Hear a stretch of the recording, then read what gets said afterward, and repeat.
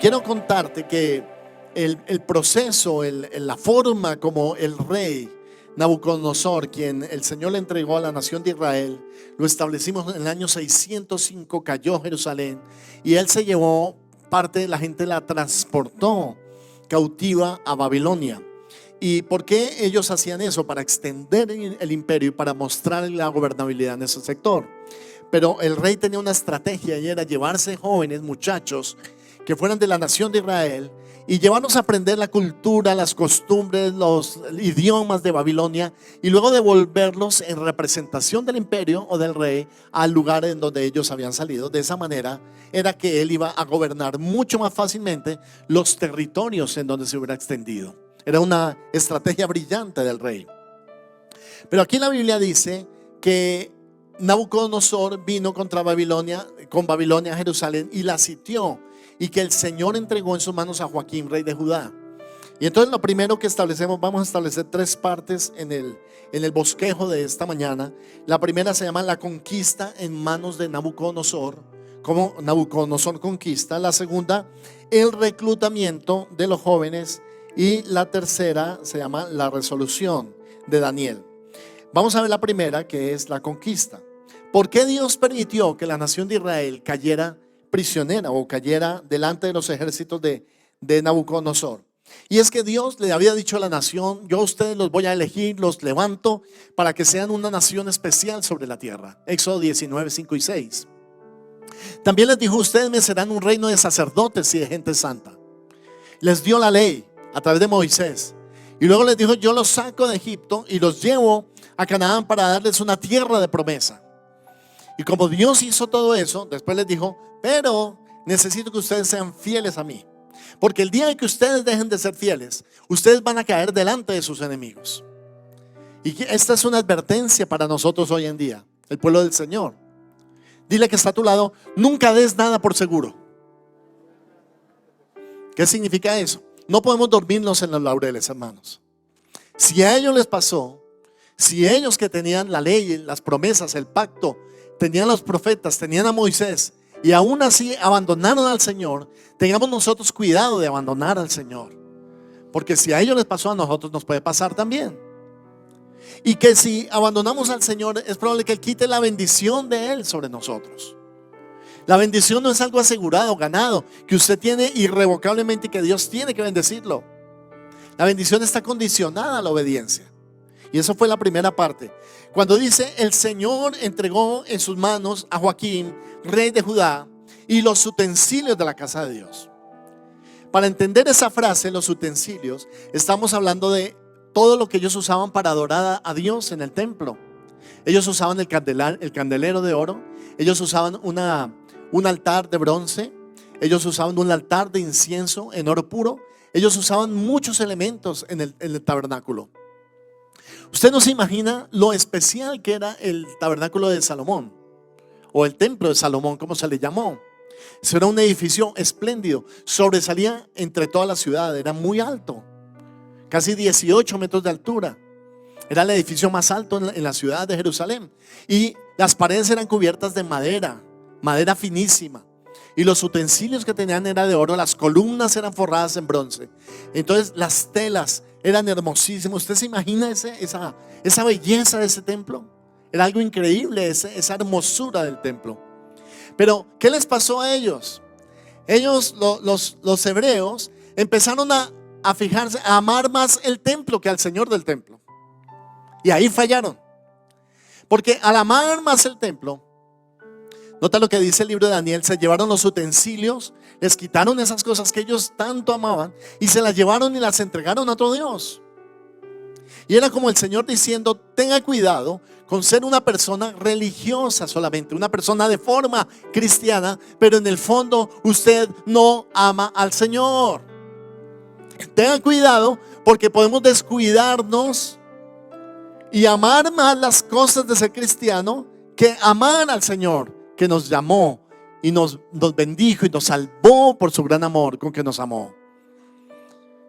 ¿Qué dijo el Señor? Dijo lo siguiente: ustedes me adoran, pero su adoración no viene del corazón, sino solamente viene de sus labios. Dios no busca la adoración del pueblo, de los labios del pueblo. Dios busca la adoración del corazón del pueblo. ¿Cuántos dicen amén esta mañana? Dice, porque su corazón está lejos de mí, porque este pueblo con sus labios me adora. No diga que es cristiano solamente, practíquelo en el secreto. Practíquelo en su casa, en la forma como trata a sus hijos, a su esposa, a su esposo. Practíquelo en el trabajo, practíquelo en la universidad. Sea una persona que honra al Señor. Nos dice que Daniel se fijó que esos elementos fueron hurtados de la casa de Dios y fueron llevados a la casa de Sinar, y él entendió que el trato venía de Dios. Y ahora hablemos de eso, de que Dios entregó a Israel en manos de Nabucodonosor por 70 años. Todos digan 70 años.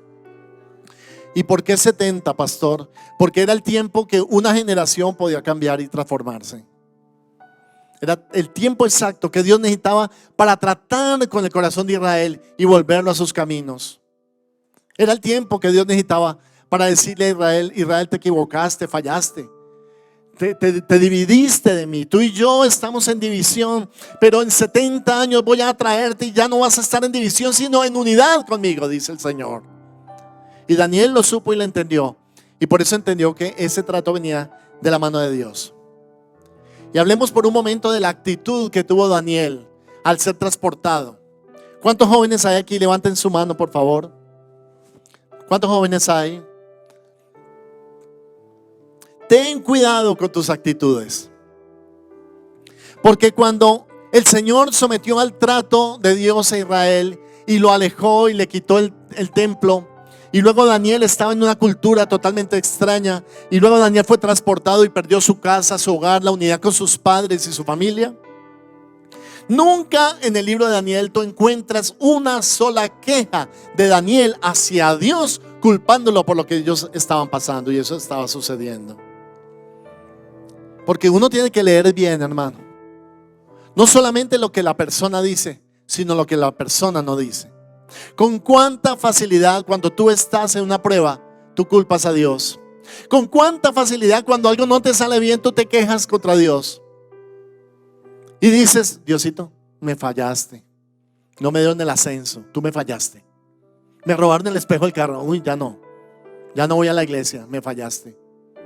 Porque la debilidad, la inmadurez en la fe nos dice que si algo nos pasa, alguna adversidad, entonces es que Dios no nos quiere, no nos ama, y entonces nosotros podemos ponernos en su igual y pelear contra Dios. ¿Cuánta gente hay que hace malas inversiones y culpa al Señor? ¿Cuánta gente hay que desperdicia el dinero y después se queja delante del Señor y dice: Señor, tú me fallaste porque no me prosperaste? Y no estamos viendo, hermano, que el trato viene de Dios, porque a Dios le interesa no lo que está fuera del hombre, sino que le interesa su corazón. Dile que está a tu lado: Dios busca tu corazón. Y eso es muy importante. Así tenga que quitarnos otras cosas para que nos encontremos con Él, Dios empieza a podarnos. Nos quita lo que nos sobra, nos poda, nos corta a veces. ¿Para qué? Para presentarnos más fuertes delante del Señor, más maduros, más capaces, más entendidos de la voluntad del Señor. Ahora dice que la estrategia del rey, versículo 3, y ese es el segundo punto, es el reclutamiento. ¿Cómo hizo el rey? Reclutó a unos jóvenes, y el 3 dice: y dijo el rey a Aspenaz, jefe de sus eunucos, que trajese de los hijos de Israel del linaje real de los príncipes. Estos no eran muchachos común y corriente, estos eran hijos de príncipes y eran israelitas. ¿Usted se imagina ellos cómo vivían su fe? En Israel, ellos iban a la sinagoga, leían la palabra, ellos memorizaban las escrituras, los papás oraban con ellos, ellos habían sido edificados en el temor de Dios, leían el Pentateuco, que son los 5 primeros libros de la Biblia, memorizaban grandes extensiones. Ellos ya mayor de 12, 13 años eran presentados como adultos en la sociedad. Era como una presión para que ellos fueran mayores, maduros rápidamente. ¿Recuerda usted qué estaba haciendo a los 15 años? ¿Recuerda cómo vivió su vida a los 15? ¿A los 16? ¿A los 17? ¿Qué estaba haciendo? ¿Qué decisiones tomó? ¿Cómo estaba viviendo? Algunas señoras me dicen, no, pastor, si mi marido se quedó en esa edad, sigue igualito. Porque no, a veces hay unos que les cuesta crecer, madurar. A veces hay señoras que tienen 60 y se siguen vistiendo como si tuvieran 18 años. ¿Ha visto usted eso? Es un fenómeno. Se queda uno como anclado en su pasado, como en la época que fue feliz, y entonces quiere vestirse igual y lucir igual. A veces hay madres que tienen 50 y se visten igual que su hija que tiene 18. Uno las ve llegando igualitas, los mismos accesorios, los tatuajes y todo. Y uno dice, pero ¿en qué momento, no? ¿Cómo fue eso? Le costó madurar, salir de esa etapa de niñez. Pues aquí vemos a Daniel que fue empujado a una madurez siendo muy niño. Y entendemos las decisiones que él tomó. Ahora, ¿cuál era el plan de Nabucodonosor? Era muy sencillo: babilonizar a estos 4 príncipes. A Daniel y a sus 3 amigos, Ananías, Misael y Azarías. Babilonizarlos. ¿Cómo lo hizo? Entonces él siguió la siguiente estrategia. Hay varios pasos en la babilonización que él quería tener. Lo que él quería era que olvidaran todo lo que ellos practicaban en Israel. Entonces, que comieran diferente, que hablaran un idioma diferente, que se llamaran diferente, que ellos lucieran diferente, sus vestidos cambiaron, todo empezaron a cambiarlos, y hasta que la comida que ellos comían fuera diferente. ¿Qué buscaba el rey? Le dijo: 3 años, en 3 años voy a transformar a esta gente en babilonios puros. No se va a notar siquiera de qué nación vinieron. Ahora, ¿qué cree, hermano? Ese es el mismo plan del enemigo hoy en día, el mismo plan del mundo. Babilonizar a nuestros hijos, babilonizar a nuestros jóvenes, llevarlos al punto que ellos no recuerden de dónde vienen y cuáles son sus principios y cuáles son sus raíces, para que un joven se parezca lo más al mundo que se pueda.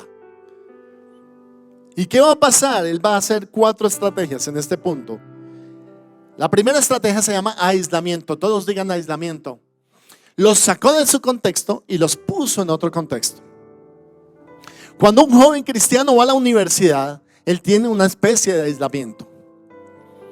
A veces yo considero que esa es como la etapa más delicada de un joven. Porque de estar guardadito en casa, de estar en los valores del colegio, de la iglesia, de repente lo entregamos a la universidad y allá muchas veces se pierde. Entonces escuchábamos a pastores en nuestra época que nos decían: no estudien en la universidad porque eso le cambia el corazón. Y muchos jóvenes perdieron la fe en la universidad. Después, por la misericordia de Dios, regresaron, pero muchos perdieron su fe porque fueron confrontados con ateísmo, con otro tipo de valores, con otro tipo de enseñanzas. Entonces lo primero que hace se llama aislamiento. Quiero hacerte la pregunta: ¿cómo estás en tu casa? Hay un estudio que dice que en los años 50 a los 70 toda la familia unida veía el mismo programa de televisión en un 80% de las veces. Pero hoy por hoy sentar a la familia a ver el mismo programa es casi imposible. Todos en casa o tienen un televisor o un celular o un dispositivo, y estos medios lo que están haciendo, Satanás lo que quiere hacer es aislar la familia, separarla, desintegrarla. Así como Daniel fue separado de sus padres y llevado a otro contexto, así también el enemigo está buscando descontextualizar a nuestros hijos y a nuestros jóvenes. ¿Y por qué es malo esto, hermano? Pues es malo porque esa influencia correcta del hogar se pierde. Ese distanciamiento entre el papá y los hijos, entre la mamá y los hijos, causa muchas veces que el joven pierda su integridad y sus valores. Encontrar un joven de pronto como Daniel que diga: a mí no me interesa que me hayan sacado fuera de mi tierra, fuera de mi adoración a Dios, fuera de mi culto al Señor, y me hayan traído a otra tierra, en todo caso voy a seguir siendo el mismo. ¿Qué dijo Daniel? Nadie puede cambiar lo que Dios ha hecho en mí. Si dejas de luchar y te entregas, mira esto, es fácil que una mamá se entregue y diga: me ganó mi hija, ya dejo de luchar, que haga lo que quiera. Cuando tú le dices eso a tu hijo, ¿sabe qué? Haga lo que quiera, te entregaste, dejaste de luchar y tiene muchas armas. Orar por tus hijos, enseñarles la palabra, llevarlos al Señor, enamorarlos de Cristo, llevarlos a la alabanza, que descubran su ministerio, que dancen, alaben, canten, toquen un instrumento, que ellos sirvan en la iglesia infantil, que ellos cuiden a otros, que ellos enseñen, que ellos vengan a jóvenes, que ellos sean parte de un grupo de crecimiento, que se formen como líderes. Hay tantas cosas en la iglesia para hacer, hermano, pero nosotros con nuestra miopía miramos y decimos: es mejor equitación, es mejor francés, poesía universal, club de lectura del libro, preparación del ICFES desde los 6 años de edad. Somos tan exagerados, hermano. Vamos a preparar a los niños para el ICFES desde los 6 años de edad. Y así nos la pasamos. El mundo, hermano, alrededor. La babilonización. 3, asimilación. Hacer que la persona pierda sus hábitos y costumbres cristianas, que no tengan nada que ver con su pasado religioso. Romperle su pasado religioso, su fe. Asimilación. El mundo quiere ¿qué? Asimilar a nuestros hijos. Ay, mami, es que tú no eres tan moderna como yo. La moda de hoy, yo no soy legalista, pero la moda de hoy es: entre más muestre, mejor. He escuchado jovencitas decir: es que lo que no se muestra no se vende. Si eres un producto en venta, pues te vas a mostrar. Pero los hijos de Dios no somos productos en venta. ¿Cuántos dicen amén? Los hijos de Dios no nos vendemos, no vendemos nuestra fe, no vendemos nuestras convicciones, no estamos en venta. Jovencitas, escúchenme, ustedes no están en venta. No tienen que hacer TikTok boca abajo para que el mundo las acepte. Mover las caderas y hacer una cantidad de contorsiones. ¿A quién estás imitando? Imita lo bueno, imita al Señor. Usted me dice: pero pastor, eso no tiene nada de malo. No te estoy hablando que en particular hacer un TikTok tenga algo de malo. No te estoy hablando cosmovisión, de lo que el mundo quiere impactar a nuestros hijos, y que lo está logrando además. Y el número 4, reidentificación. Así que Daniel significa Dios es mi juez, pero le cambiaron el siguiente nombre: Belsasar, que significa Bel protege al rey, que estaba asociado con los dioses de Babilonia. Te vamos a conectar con los dioses de Babilonia, pero una condición: desconéctate del Dios de Israel. Peligroso, ¿verdad? Nunca te desconectes de los principios que te formaron, de lo que formó a tus padres, de lo que los llevó a ellos a la grandeza y a la bendición. Recordábamos hoy con el pastor Alfredo, y a nosotros se nos olvida, hermano, que los mayores, la gente mayor, 30, 40, 50 años, no teníamos carro. ¿En qué nos tocaba movernos? ¿Saben cómo se llamaban? Ejecutivos. Y olían entre gallina, marrano, plaza mercado, algo así. Nos tocó colgarnos de la puerta para ir a estudiar al colegio. Muchos caminábamos. Hoy usted mide los pasos y dice: ay, 4,000 y 5,000. No, nosotros caminamos, yo creo que 23,000, 25,000, porque nos tocaba muy duro, muy duro. Fuimos educados con la ley de la chancleta. Mi mamá era experta, a 20 metros me ponía la chancleta en la cabeza. No sé cómo hacía ella, pero me formó, me interrumpió, me enseñó a leer. Yo leí libros así de gruesos a los 10 años de edad. Tenía toda una colección de libros de historias de Tom Sawyer, Huckleberry Finn, Mira 18, El Padrino, Papillón. ¿Qué no leí yo, hermano? Mi mamá me leía los libros y me los entregaba para que yo los leyera. Y usted dice: pastor, ¿y cómo llega a ser uno pastor? Tiene que leer mucho, mijito. ¿Cuántos libros lees tú al año? ¿Cuántos libros leen tus hijos? Hay colegios que piden los libros de los niños, ¿no? Los piden. Ustedes los compran, además son carísimos. Y al final del año, cuando ellos terminan, usted se va a botar lo que no sirve y encuentra los famosos libros y plastificados y todo. Ni siquiera los leyeron. Porque un libro no se aprende por ósmosis. Usted no puede coger la Biblia y decir, a ver, Señor, que yo pueda entenderla, a ver, Padre, que me entre, porque es que no me entra. Eso no se aprende así. ¿Cómo se aprende la Biblia? Leyendo. Vas a encontrar una frase que me gusta mucho en Daniel. Hoy no tenemos el tiempo para estudiarlo en el versículo, pero dice, y Daniel miró atentamente los libros. Puedes anotarlo allí. Y Daniel miró atentamente los libros. O sea que Daniel leía. Tenía la facultad, la personalidad. Estaba formado para leer. Tenía hambre de Dios y leía su palabra. Y eso le llevaba a afirmarse en su fe, a tener convicciones firmes. Entonces, cuando un joven nuestro llega a la universidad y le hablan de ateísmo, él está seguro porque su Dios es fiel. ¿Cuántos han luchado contra el ateísmo en la universidad? Levanten la mano. Los que les hablaron de la evolución, de que Dios no existe, de todas esas teorías del Big Bang, bueno, todo eso. Luchamos contra el ateísmo, ¿verdad?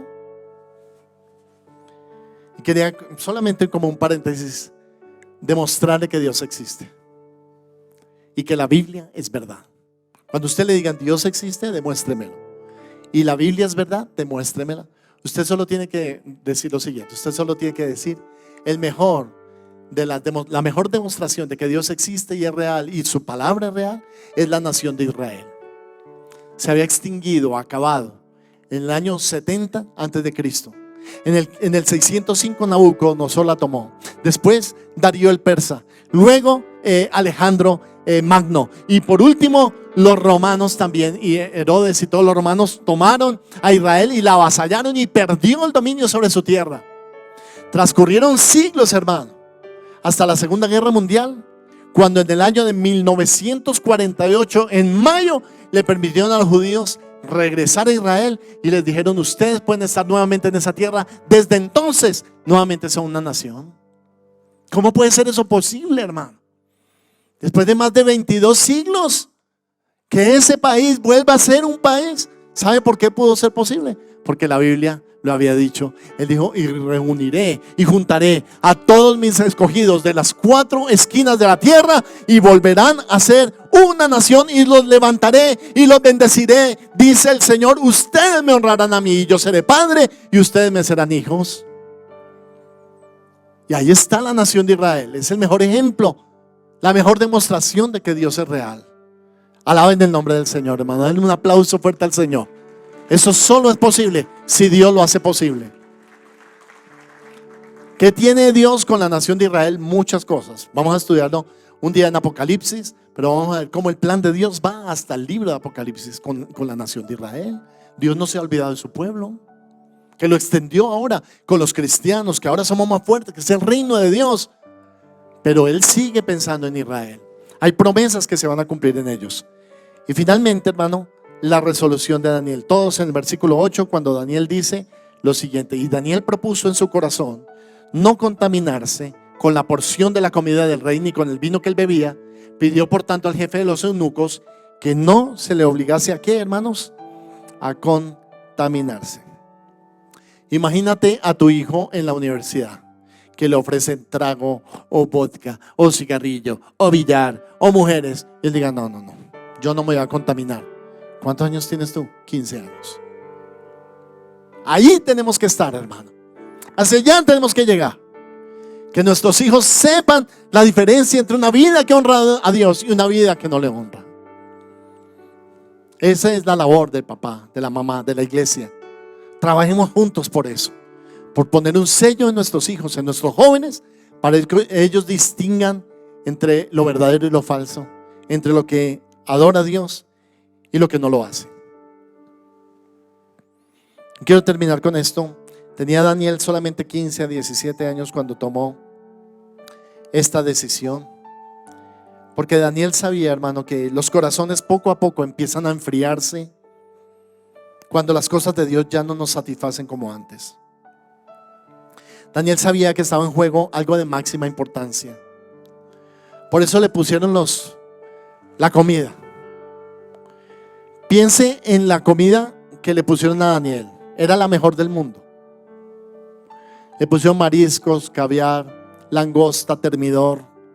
le pusieron los mejores platos, le pusieron vinos de la más excelente calidad. Pero él actúa como un hombre de Dios. Con solo 15 años, él dice: yo recuerdo que mis padres me enseñaron que a Dios no le agradaba esa comida. Y cuando vio la comida y vio lo que hacían con la comida, ¿saben qué hacían con la comida? La sacrificaban, la consagraban a Marduk, el dios de Babilonia, y luego se la daban a la gente. Cuando Daniel vio eso, dijo: yo no me voy a contaminar con esa comida. Y tomó la decisión irrevocable y pidió que no se le obligase a contaminarse con esa comida. ¿Usted se imagina que un día su hija llegue a su casa y diga: mamita, mamita, tengo un amigo? La niña tiene 12 a 15 años. Dice: tengo un amigo y tiene mucha plata, mamita, y me invitó a que fuéramos, que él me pagaba el mejor tatuaje que yo quisiera. Pero cuando llegó a la casa, ella le dijo: ¿y sabes qué, mamita? Yo recordé que tú me dijiste que no tatuáramos nuestros cuerpos porque yo quiero honrar a Dios antes que al mundo. ¡Ah!